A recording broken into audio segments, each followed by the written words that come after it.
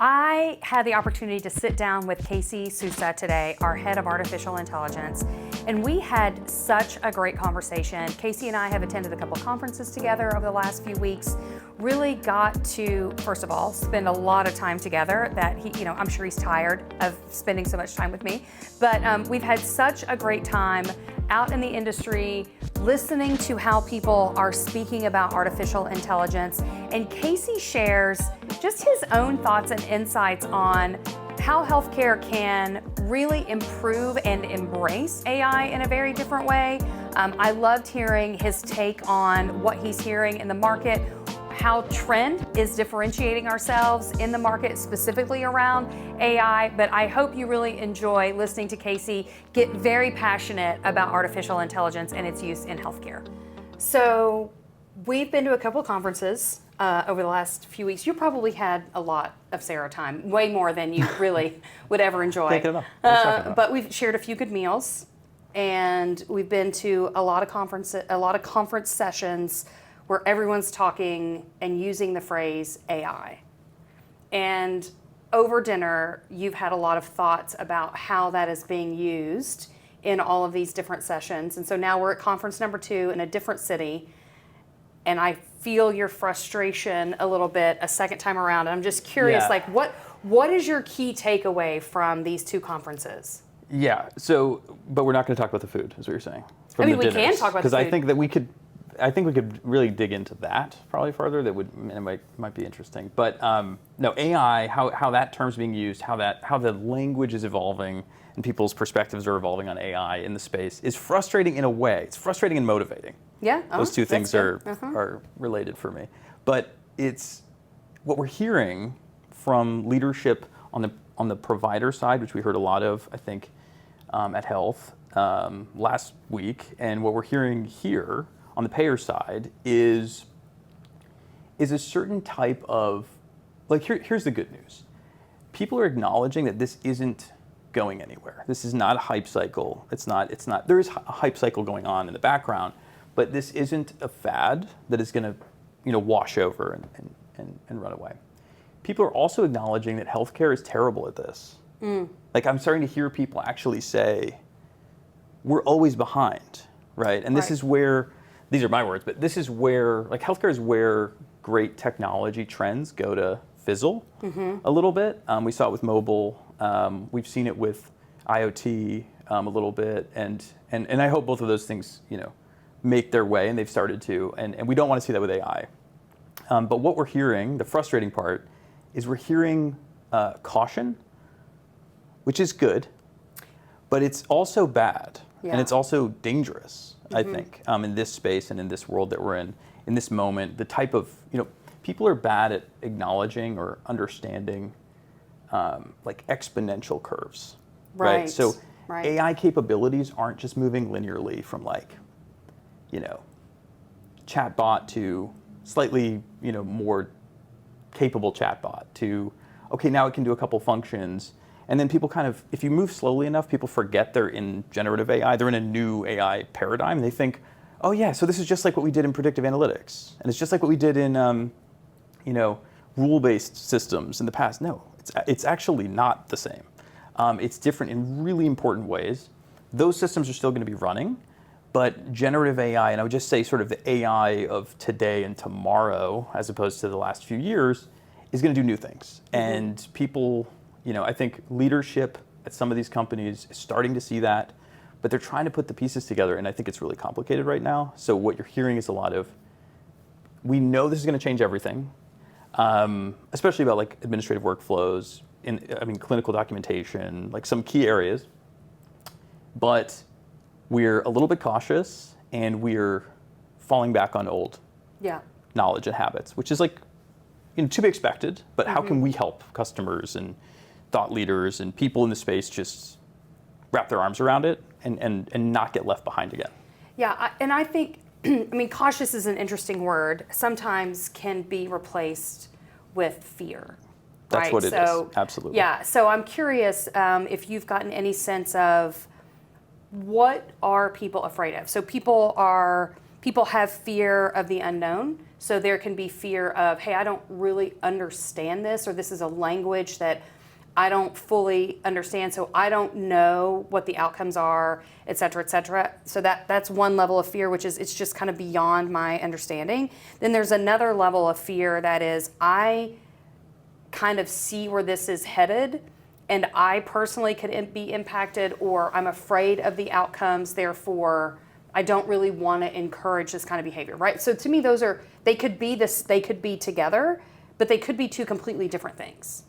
Yeah, I think caution is fear in this case, mostly, and some prudence. Like, I understand, of course we want to do it securely. Of course, people, you kind of pat yourself on the back for saying, like, we're going to have to think about security with AI. Yeah, of course we are, right? But the fear part, I think, comes in exactly where you said. It's like, it comes in a couple of forms. One of them is, I'm afraid that I'm going to bother people in my org with this. And our existing workflows, our existing processes, the disruption. And that disruption on the provider side is mostly in the clinic, right? They're like, I'm afraid that somehow I'm gonna irritate or exacerbate the frustrations of our physicians, our nurses, the folks who support them, all of those things. And that's why ambient documentation has taken off, like as an AI use case, because it's not the case studies and the metrics. It's just you show a physician or a clinician what it does, and it's just obvious that that's great. That is going to save me time and energy. Life is going to be better. Period. It's over. I'm not afraid of that anymore. That's one type of fear, disruption. There's another type of fear, and by the way, on the payer side, you get that in. I think just there's a certain amount of disruption around the things we were already working on and haven't gotten that far with, which is a lot of what the predictive analytics initiatives are, right? We haven't gotten that far with it, and now you're telling me we might just switch it out for something that thinks differently rather than just calculates like risk for the, in a care management setting or whatever it is. So that disruption is a little scary. It has organizational impacts, and it certainly as a leader, I can empathize, I can sympathize to some extent with a leader who's like, oof, you're telling me this is transformative, this is a healthcare org, let's not disrupt too much. People do rely on this, right? The other type of fear, though, is like what's happening across the economy, which is this going to take my job? Is it going to affect my job in some way that I'm not going to be able to catch up with? And on the one hand, the carriage drivers in Central Park probably felt that way when they saw the Model T drive by. Like, that is real. That does happen where you just go learn to drive the car too, right? I mean, it does. It's a powerful, transformative technology that we should all celebrate and get on, learn to use effectively. But also, I think what a lot of leaders are falling back on, and this part frustrates me a little, although I completely understand it, is this is just a tool. It's just a tool. It's just a tool. That's what they're going to say. And of course that's true today, especially it was true 2 years ago. AI is a tool. But increasingly, there's going to be AI that feels more like a coworker than a tool. And your coworker is not a tool. So I think we're starting to catch up on that, not to get too far ahead of ourselves, but I do think, yes, it is going to replace some roles. That doesn't mean those humans are going to just be forgotten by time and their leadership and their HR departments, hopefully. But it is going to replace some roles. It's going to empower others. It's going to make people more productive. People are going to focus more on the things where humans are really, really effective. Like particularly whenever they have to do, things empathically and empathetically and thoughtfully and maybe really long range processes that take months or years, those types of things. So it's like plenty to do. Let's let the AI document the clinical encounter. Let's let the AI take the call center call, at least do the documentation on the call center call, but maybe even take it completely when it's a simple item, right? And we're not talking about touch tone call trees. We're talking about AI coworkers, people that feel like they can, interact with patients and members effectively. A lot of this comes back, though, to we overrate humans in certain ways and underrate AIs in certain ways. And of course, humans are amazing, and we're all here and we're happy. But and we do well. We're all, we've built the healthcare system, and some Right. of the shortcomings that people have become industry shortcomings. Right. Right. So let's use AI to fill in some of the gaps. Right. So you started this conversation with, it's both frustrating and motivating. So coming out of this, what about it is motivating for you? Well, I am motivated certainly for our customers and I'm motivated to basically try and help move the conversation toward the future that looks like the future, to borrow from like other industries, where it's okay that it's going to fundamentally change some of the workflows. It's okay that it's going to change roles and org charts. Like it should, if it's transformative, it should. And I want to get people comfortable with that to the extent that we can message around it, to the extent that we're at conferences talking to folks about it.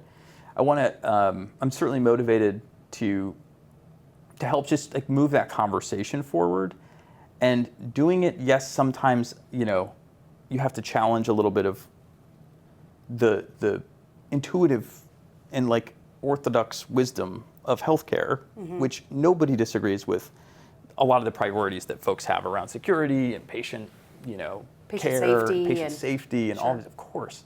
But so, sometimes it may sound like challenging that, but I think I'm motivated to certainly message around we need to build our workflows, our technologies, our conversation, our language around the AI that'll be here in 2 years, which is very capable, more capable than humans in most ways or many ways, but not always. Right. And so I think that is something people just aren't prepared for, and they want to put it in a box, and they want to say, well, we've been through this before, and there's a hype cycle and things, and it's going to surprise us and be good at certain things and bad at other things, but I think we should, not live in the past on technological change. I think AI is going to be transformative in healthcare if we allow it to be. We might miss this wave too. Yeah. And so I'm motivated to make sure that doesn't happen. And these hearing conversations that, even if they're frustrating a little, of people putting it in a box or thinking that it's the same thing as the predictive analytics they were running 3, 5, 8 years ago, when you hear that, you understand where people are, where the industry is, and what the right levers are to pull to kind of maybe change that conversation a little bit. So that's exciting, but at the same time we have to go back and build as well, because there's also tooling that has to happen to make all that possible. One of the comments that I heard in one of the sessions that has just really stuck with me was, I'm afraid that we're going to add AI to already broken processes and just have more broken processes or faster bad outcomes. I don't know that was the phrase that was used, but that was essentially what they were saying. And what strikes me about that is, one, as an industry, we are reluctant to admit when we have bad processes, and we are also reluctant to change them because as an industry, we're fairly change resistant, right? Fairly change resistant, yes. Very change resistant. So I'm tracking with you there, right? So we're reluctant to admit that we have bad processes. Yeah. So what will be interesting to see from my point of view is, if AI is coming, will it motivate us to fix our bad processes with more of a sense of urgency than has been present up to this point? Do you have thoughts on that? I do. It's a great question. I won't be able to control that, nor will any of us individually, I guess. But I would say this: it is coming. We're gonna have to embrace some creative destruction on the processes. The thing that's crazy is you get at a conference like this, and every leader is willing to admit that healthcare is fundamentally broken, and even admit that their org has all these challenges and have suboptimal processes, organization, integration, all these things. But then when they get back to work on Monday, I feel like they're like, oh, we can't throw that process out. It's been there for 8 years. We just finished this integration or that deployment, that implementation. Get creatively destructive. You're gonna have to get comfortable. I mean, this is how transformation works. Get comfortable with change. Yep. And yes, there will be, there will be progress and regress involved. It will happen, but I think, like, I don't know how to message that better, but we should be saying it to the folks that we work with. Like, yeah, if you're comfortable with healthcare as it is, then don't worry about AI. But I think we should be thinking every day about how we can throw entire processes out or fundamentally change them because we have new technology. And we're using AI for a stand-in to like a set of new technologies, but I'd say AI, and particularly like agentic generative AI, is at the core of all of that because it's going to do what humans do in many cases. And we could use more. Imagine you could just staff up 10 or 100x what you can do right now. How can you fix things?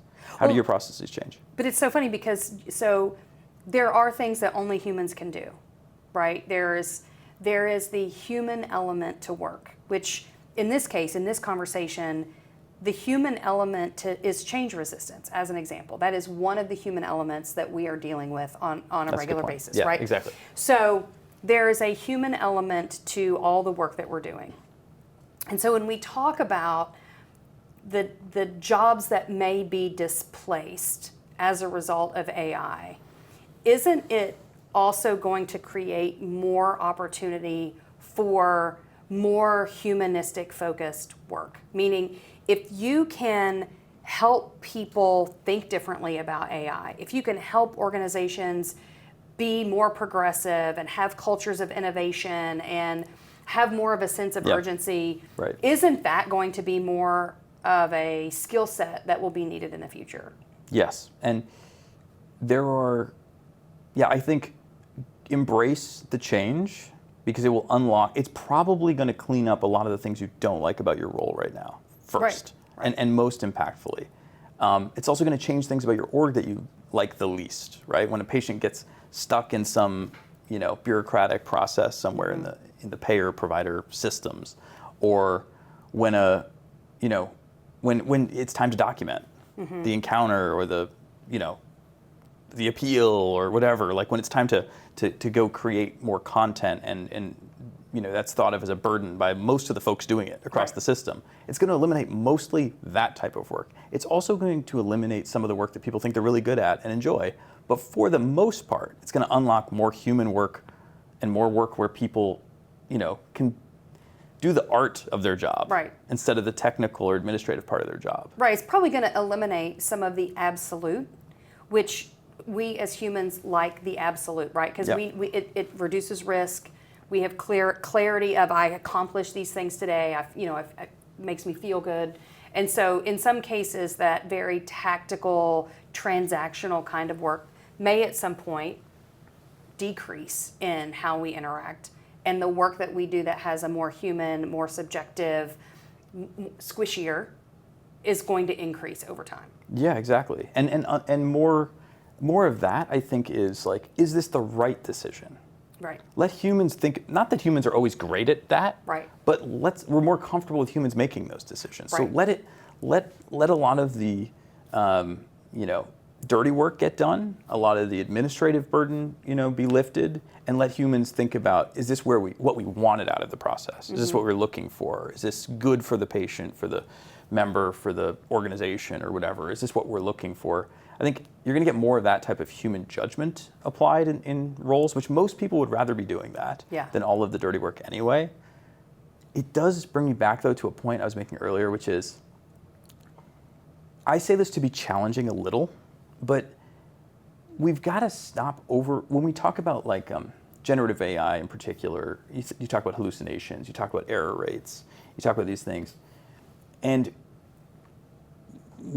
we don't talk enough about all of them in that context, all of the mistakes that human processes make. Right. Like, and just ignoring that individual side. human. Yeah, we ignore it. We talk about it elsewhere, in quality and other places, but that's the same conversation. So don't, you can't have a double standard. This is about thinking about AI as a coworker here in the near term, is like, you can't have a double standard. There may be different standards in some cases, but an error is an error, and a mistake's a mistake. And what do you do when a human makes a mistake? You try to have redundancy and like other people involved and Safety oversight and you do the same with AI, and you do it with both AI and human oversight and redundancies. And I think you'll find that in a lot of cases, we found this internally in some cases, the AI error rates, maybe even lower. They just feel more egregious because it wasn't someone with a face who made the mistake, right? So it doesn't feel the same. You don't empathize as much. So we need to turn that on a little, I think, and just change the perspective a little on. The challenging part is when I say humans are overrated.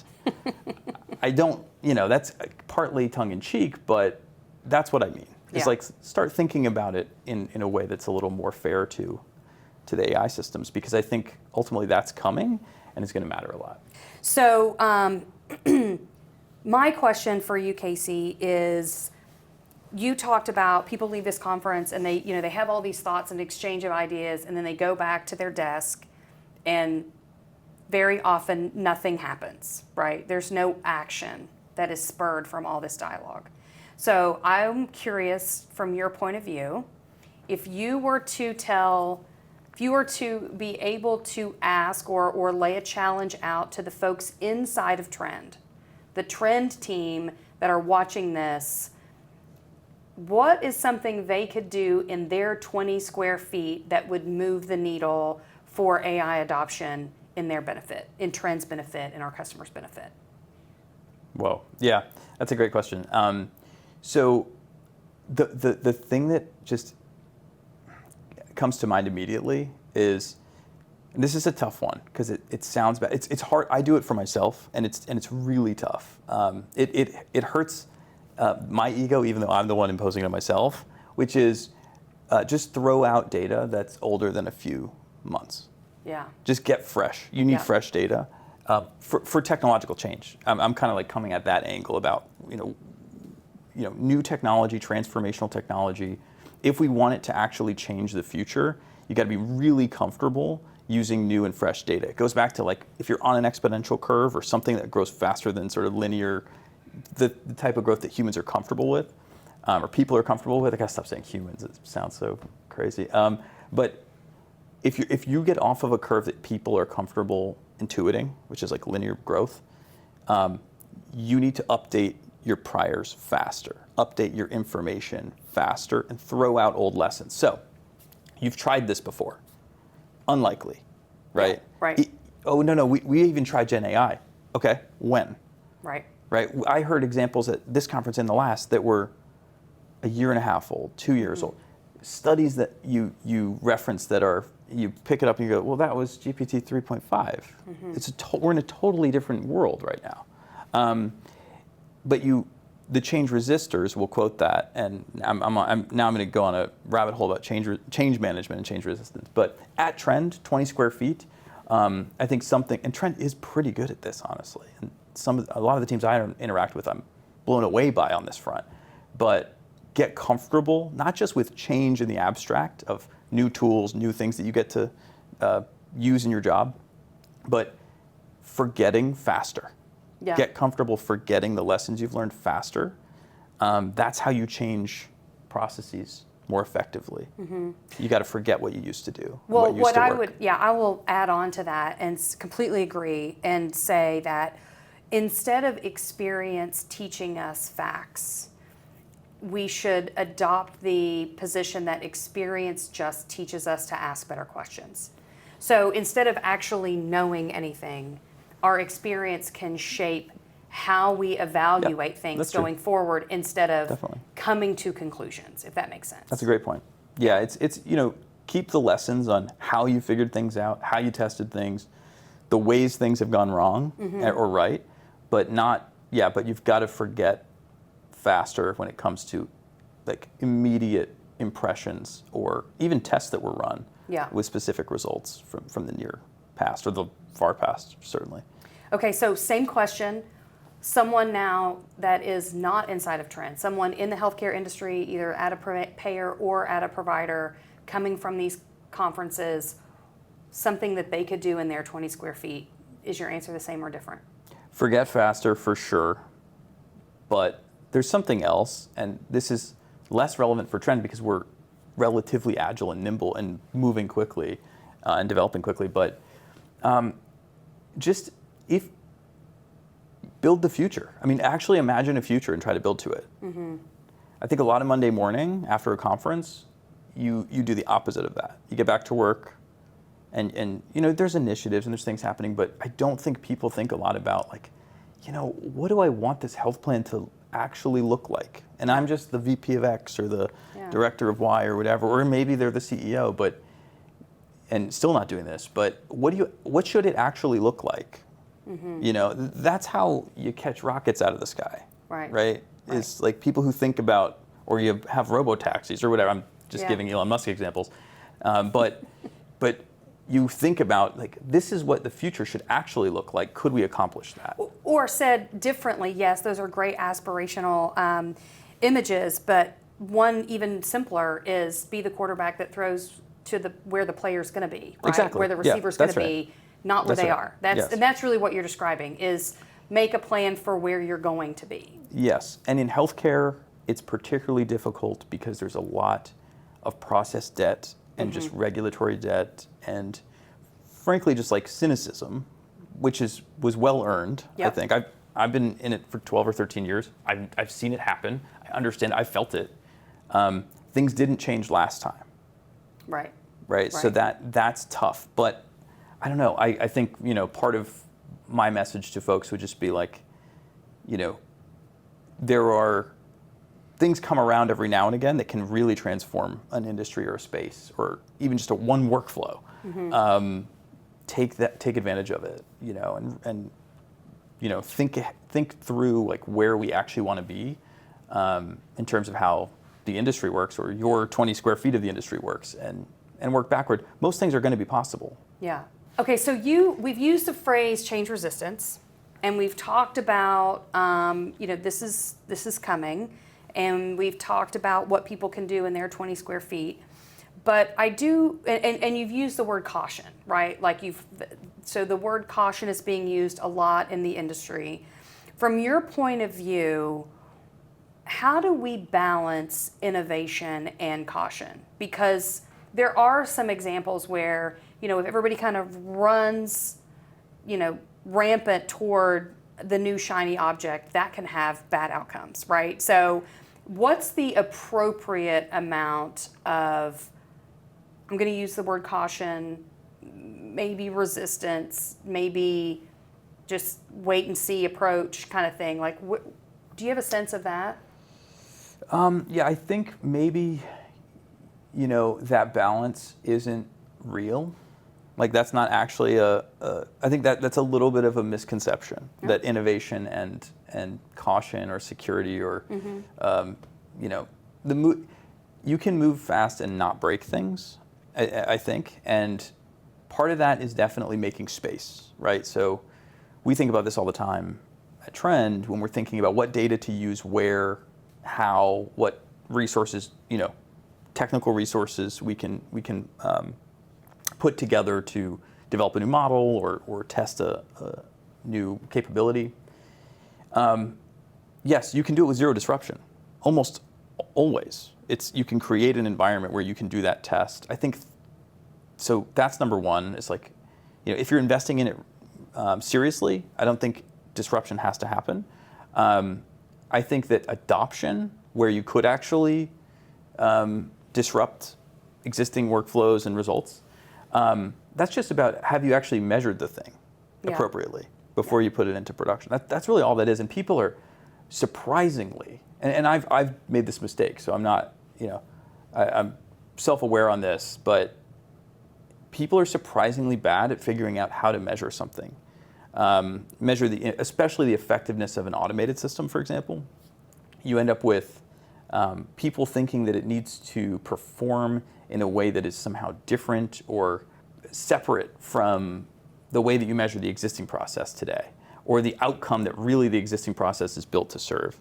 So like, this goes back to, if you're generating content with an AI system, whether it's clinical documentation or appeal letters and denial letters or something, just measure it against what you currently have. Do it in like informed and kind of like maybe blinded ways, and rate it and score it, and don't overthink it. Just get a sense for how effective is this in comparison to what we're doing today, Not is it perfect?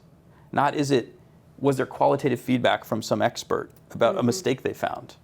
Useless information most of the time, right? Yeah. You've got to actually measure it at scale in a kind of a fair way and understand, is that going to be an effective new capability or new, automation?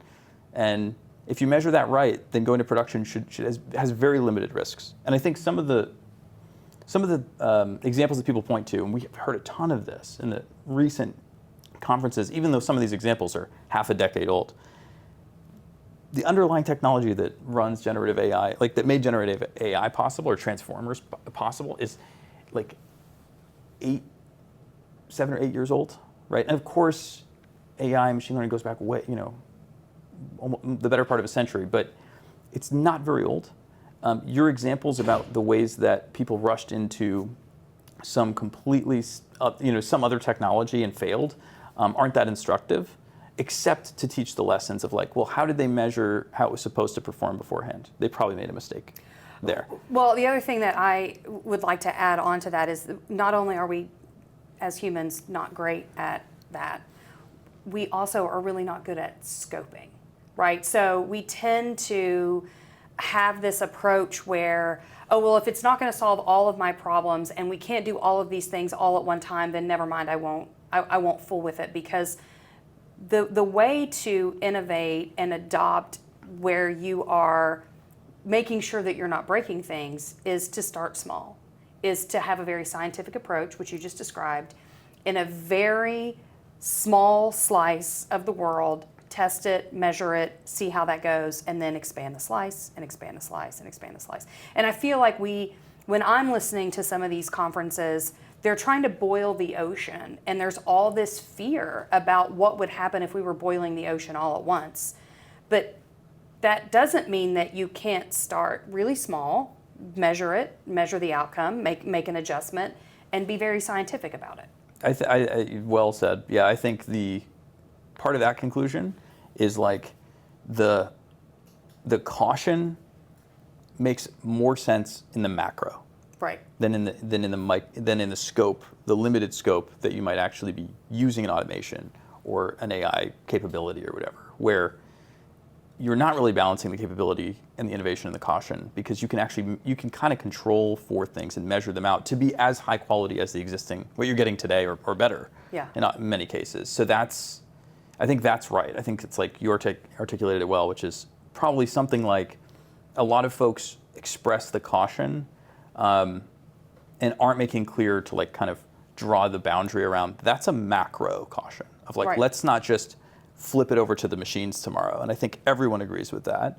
But when you're looking at particular capabilities and solutions, I don't think we have to worry as much as people, or people bring sort of that macro caution to a scoped conversation. Mm-hmm. And that's where I think we get resistance to innovation and change, which is dangerous. Yeah. Well, hopefully through all of this conversation, we will, and what I guess what I love about the Trend story and the work that you've done specifically at Trend is the excitement that even we started so small. We started so small with the automated appeal letters, with our intelligent agent. Sure. Started so small, got so excited about what that small little drop in the bucket was doing for us that we just keep adding to it. And my hope is that excitement about results just permeates and takes so much root that it ushers out the fear, right? The excitement will overshadow the fear over time. That's my hope.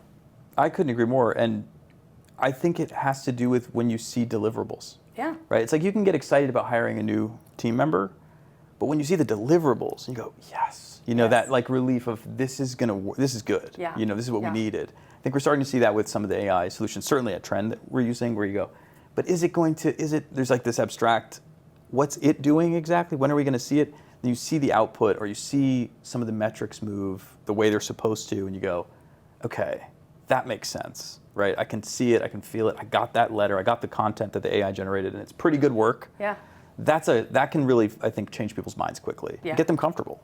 Well, there's nothing more human than having a hypothesis like inside your own head and seeing that hypothesis be proven to be true over a series, a series of experiments and things of that nature. Like that, man, that fuels you for sure. Absolutely, yeah. And individual or teams within organizations seeing that and feeling that relief, as opposed to just like going to some of the AI washing that's happening at the conferences is not just the buzzwords, but also the case studies. Yeah. People are like, oh, it generated X million this or 100 and 200% productivity gains that.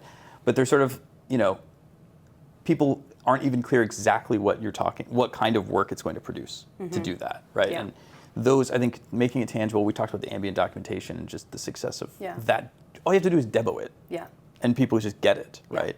I think we're starting to see that more in different workflows and processes for AI in our space.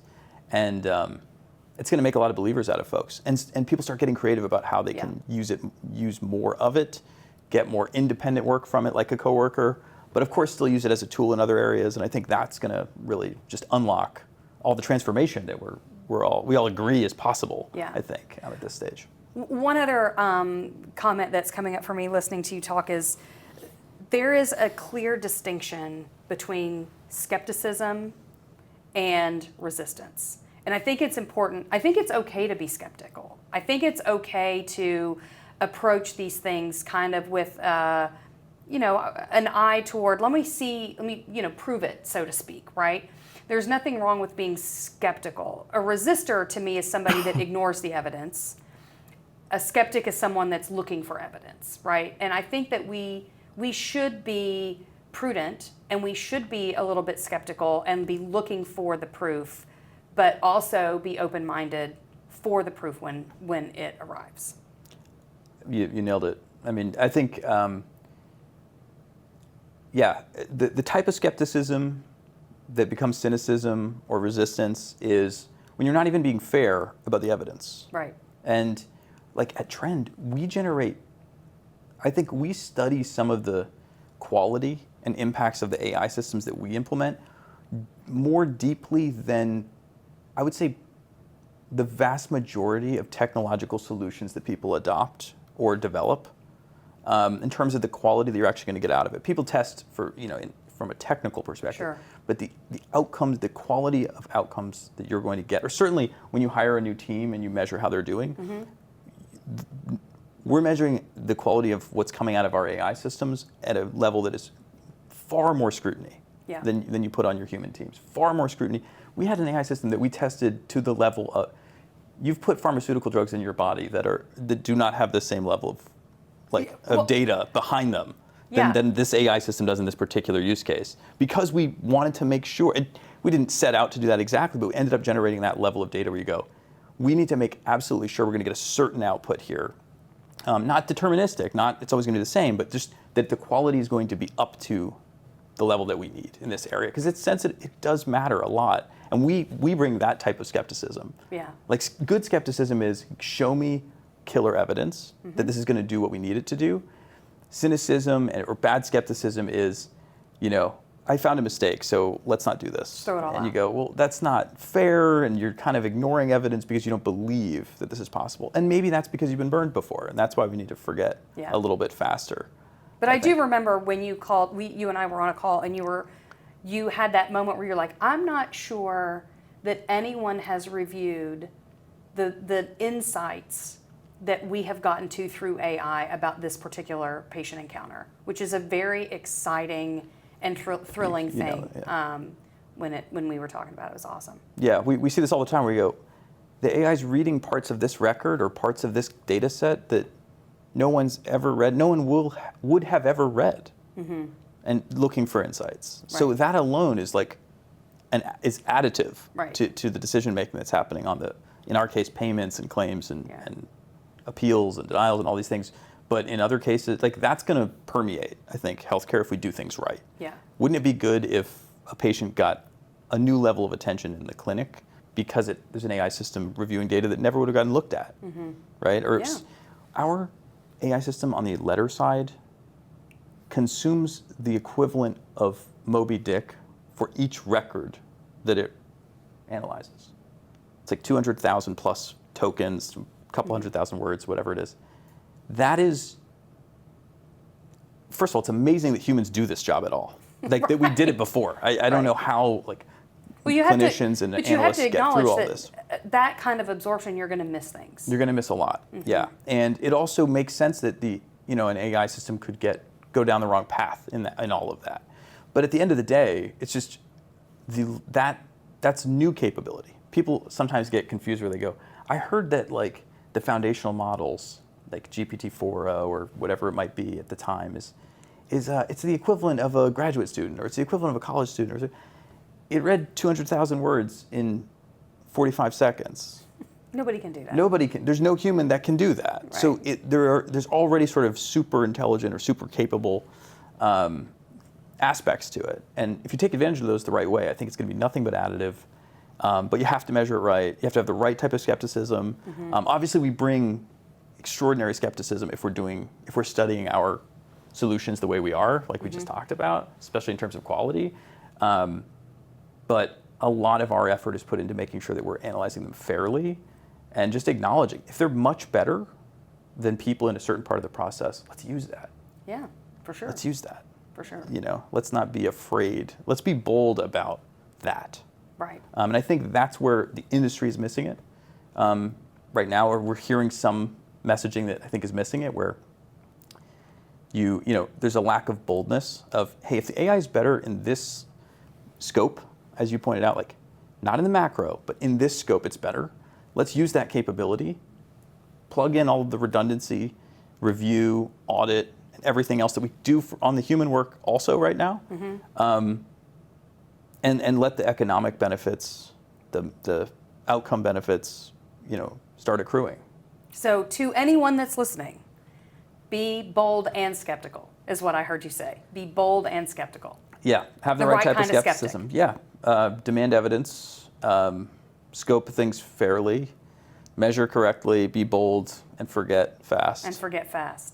That's a good recipe for success. Well, Kasey, I hope that our conference season is not coming to an end. I've enjoyed all of the time that we've spent together. You don't have to agree. It's okay. It won't hurt my feelings. Certainly have enjoyed all the meals we've shared. It's been good.